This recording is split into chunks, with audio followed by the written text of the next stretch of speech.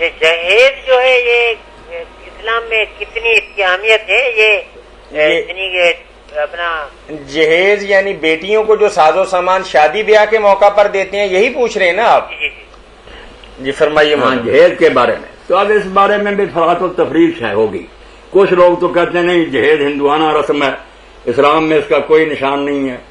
وہ جعفر شاہ ندوی فلواروی اور ان کے شاگرد جو ہے نا وہ لکھتے رہتے ہیں کہ اگر یہ کوئی دینی بات ہوتی تو اس کا عربی میں کوئی نام نہ ہوتا۔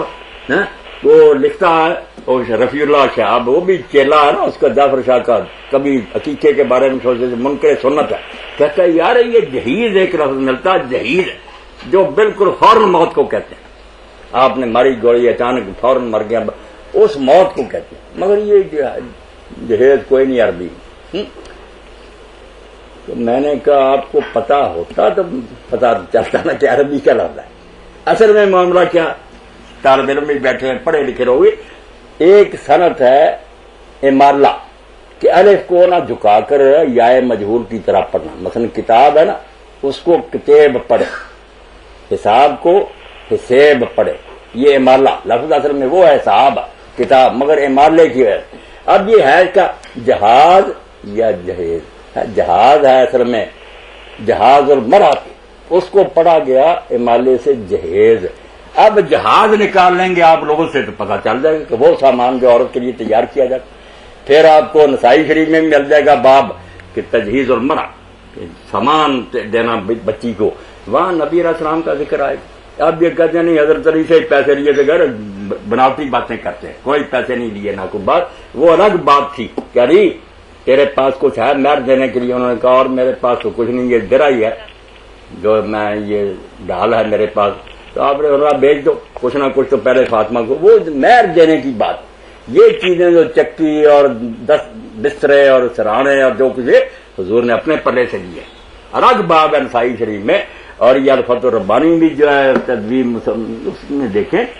عورتوں کا جہاز، جہاز اس کو کہتے ہیں، اسی سے تجہیز بنا، یہ ہے نا میت کی تجہیز، وہ بھی سامان کفن اور سارا کچھ کرنے، اصل میں سامان تیار کرنا، جہاز لفظ ہے وہ جہیز بولا جاتا ہے، حساب جیسے اور کتاب۔ علم سے بات آتی نا، خواہ مخواہ لکھنا شروع کر دینا تو ہے جائز، بالکل ٹھیک ہے، مگر دوسری طرف یہ ہے کہ لوگ قرض لے کر اپنی وسعت سے بڑھ کر نانگن منہ کی خاطر تباہ ہو جاتے ہیں، وہ بھی گناہ۔ مر کرے کیا، ساری سوسائٹی کا مزاج بن گیا دنیاوی، جو رشتہ دیتے ہیں وہ لسٹ پہلے دے دیتے کہ یہ چیزیں دو ورنہ ہم رشتہ نہیں لیں گے، سارے جو دین سے ہٹ گئے انہوں نے یہ پریشر ڈالا ہوا بچیوں والوں پر کہ دو گے، وہ بیچارے اس لیے اپنی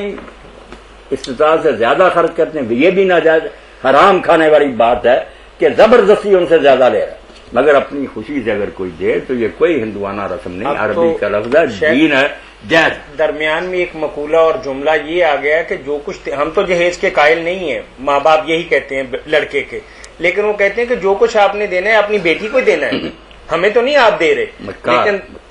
مطلب کوشش ان کی یہی ہوتی ہے کہ وہ زیادہ سے زیادہ دیں لیکن بیٹی کے حوالے سے دیں۔ یہ حسن طلب ہوتا ہے مانگنے کا ایک اچھا طریقہ کہ صاف مانگنے کی بجائے اس طرح کا